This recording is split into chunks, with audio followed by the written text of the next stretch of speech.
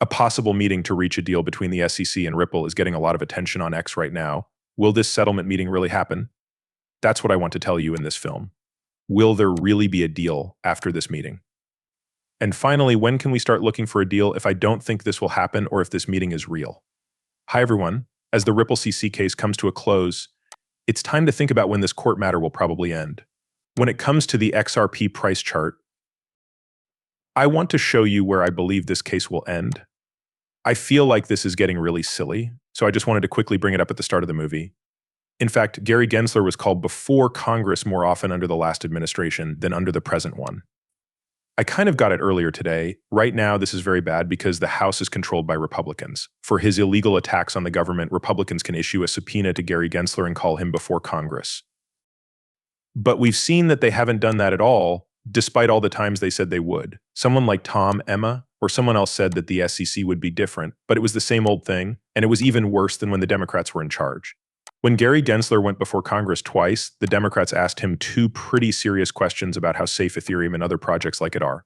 On the other hand, we haven't seen much from the current government. It's not right. It's disgusting, especially since we were told over and over that a new day would come and Gary Gensler would be held accountable. As this has been one of my main sources of anger, I just felt the need to bring it up. I really think that Gary Gensler would be criticized. I truly think that Congress would put pressure on Gary Gensler to make this business more clear and that this could be the spark that forces the SEC's hand in some of these situations. Instead, we have seen the exact opposite happen. Gary Gensler hasn't been under a lot of stress very often. It hasn't been hard for Congress to get Gary Gensler to stop going after bad Bitcoin companies and start going after good ones instead. It's that last part that has disappointed me the most over the past few months and years, because I really believed that if Congress put some pressure on Gary Gensler and made him feel bad, he might have to drop cases like the Ripple case and start focusing on cases that had more substance. But that's not where we are now. With any luck, we won't have to worry about this when the SEC chair changes. I hope we get a new government. I hope that the next person who leads the SEC is someone who really believes in cryptocurrencies and wants rules that will help this industry. We're sorry to say that this is where we are for now. And I brought this up because I think it's very important that we hold everyone responsible when it comes to cryptocurrencies. The Republicans could put pressure on Gary Gensler, but the SEC is currently going after the industry, and the Republicans aren't doing anything to stop it. Now, I'd like to talk about the possible solution that is popular on X days right now. People are really into this right now, and I think there's a good reason for that, but I need to bring a few things to people's attention. People are crazy about the reported settlement talks between Ripple and the SEC that are supposed to happen tomorrow. You know that this source is good. It came from the judge's website. The problem is that this settlement talk is still going to happen, even though it was taken off of her web calendar. To sum up, Brad Garlinghouse, the deal was talked over by Chris Larsson and the SEC, but if you remember correctly, the SEC has already thrown out the charges against Brad Garlinghouse and Chris Larsson. Why did the SEC give up on these claims? Pretty much, the SEC never really charged Brad Garlinghouse and Chris Larsson with theft. It just said they were guilty of it. For this reason, at first, they were mostly just trying to scare Brad Garlinghouse and Chris Larsson into signing a deal. Who is to say what their goal was? For better clarity, the SEC had to drop the charges against Brad and Chris because the accusations against them were not true. That means there will be no more talks about a deal. The magistrate should have taken this off her diary, but she didn't. When people saw that this was going to happen tomorrow, they thought it was about a deal between Ripple and the SEC. However, that wasn't what it was about. At the SEC, Brad Garlinghouse and Chris Larsson were talking about a deal. But those charges have already been taken away. This discussion is not going to happen. I wanted to bring this to your attention because I've seen a lot of people talking about it and are hopeful that there will be a discussion tomorrow. That subject is not being talked about.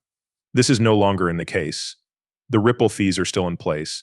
There are no longer any charges against Brad, Chris, or the SEC, so there are no talks of a settlement. I just wanted to quickly let you know about that because I've seen that a lot of people are getting pretty excited about it, and I don't want anyone to be too let down if those settlement talks fail. Guys, it's important to know that talks about a deal between Ripple and the SEC could happen at any time. They could meet up at any time today to talk about a deal if they wanted to. But there aren't any planned talks going on. Having said that, it's clear that a lot of people are wondering when this case will finally be over. Are there any times we can look forward to if the ones we just talked about don't work out? Because I find this figure so interesting, I wanted to show it to you. This is a high-level overview of what we have seen so far with XRP, what might happen in the future, and how similar different formations have turned out. I will start with the zoomed-out chart. This video is not about these buildings. I find them very interesting. But if we look more closely, we can see what I really want to talk about, which is when the Ripple SEC case will end. At this point, folks, the SEC case against Ripple is almost over, which I'm sure will make many of you very happy. The only thing I did with this map was give you this box. This box starts on the last day that paperwork for the Ripple SEC lawsuit is due. In fact, the last day to file papers in the Ripple CC complaint is May 6th. But since the SEC is the SEC and likes to do things their own way, I think they will want an extension. So I'm writing on this chart that the last day to send in paperwork for the Ripple SEC case is May 20th, which is the first day of this box. Based on my analysis, I believe that Judge Torres should make a choice when the rest of the box goes to the right. I think that Judge Torres might not make her decision until this box is closed, which is probably at the start of September. I think Judge Torres will make a decision on this sometime between May 20th and September. After that, the Ripple CC case will be officially over. It's great to think that the case against Ripple by the SEC will end soon and that XRP and Ripple will no longer have to deal with this mess. This is going to happen in this box, which is right next to where we are. Because of this, I think it's important for people to know that the reports about the settlement talks we talked about earlier were not true. However things turn out, we are still very close to the finish line in this case. Ladies and gentlemen, I really want XRP to just get back into this balanced triangle. I think that the decision that this disagreement is over will be the spark that sends XRP to new all-time highs. It will be able to really get out of hand. That being said, I'd like to show you another chart that I think has a really interesting link to everything we've just talked about. That's all I have to say about it. Once the last papers are turned in on May 20th, we will have to wait about 100 days for Judge Torres to make a decision. When we move on to the next chart, please remember this. Now remember that for when we look at the next picture, which is XRPV's Bitcoin. From what you can see, XRP is losing value against Bitcoin and has never been below this level before.